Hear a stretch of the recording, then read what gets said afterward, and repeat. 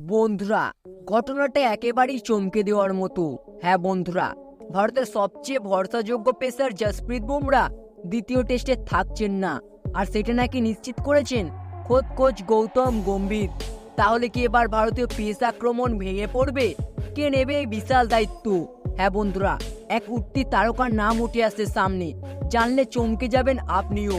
তাই বন্ধুরা, ভিডিওটি একদম স্কিপ না করে শেষ পর্যন্ত দেখার জন্য অনুরোধ রইল, কারণ এই ভিডিওর মাধ্যমে জানতে পারবেন কে সেই তারকা আর কেন তার কাঁধেই এবার ভারতের আশা। বন্ধুরা, ইংল্যান্ডের বিরুদ্ধে প্রথম টেস্টে ভারতীয় বোলিং লাইন আপে কার্যত একাই লড়েছেন জসপ্রীত বুমরা।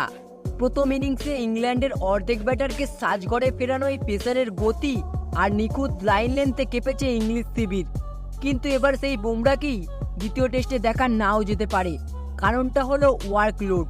হ্যাঁ বন্ধুরা, খোদ কোচ গৌতম গম্ভীর সাংবাদিক সম্মেলনে জানিয়েছেন বুমরা 5টা টেস্ট খেলার জন্য আসেননি।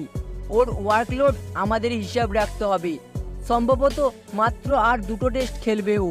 গম্ভীর আরও জানান, এখনই নিশ্চিত নয় বুমরা কোন টেস্ট খেলবে, তবে সম্ভাবনা খুবই জোরালো দ্বিতীয় টেস্টেই বিশ্রাম দেওয়া হচ্ছে তাকে।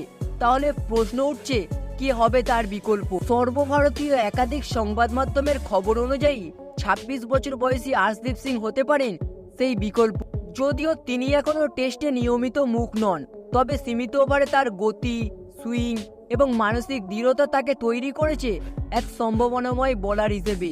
আর এখন সেটারই সবচেয়ে বেশি দরকার ভারতের, একজন সাহসী ছন্দে থাকা তরুণ। বন্ধুরা, জসপ্রীত বুমরা টেস্টে না থাকলেও ভারতীয় ক্রিকেটের প্রতিভার অভাব নেই। আর্শদীপ সিং কি সেই প্রতিভার বাস্তব রূপ দিতে পারবেন? এজাবস্টনে মিলবে কি তার জবাব? তো বন্ধুরা, এই বিষয়টিকে নিয়ে আপনার কি মনে হয়? আপনার কি মনে হয় আর্শদীপ সিং কি জসপ্রীত বুমরার জায়গাটি পূরণ করতে পারবে? এই বিষয়টিকে নিয়ে আপনার কি মনে হয়? আপনার মতামতটি অবশ্যই কমেন্ট বক্সে লিখে জানাবেন।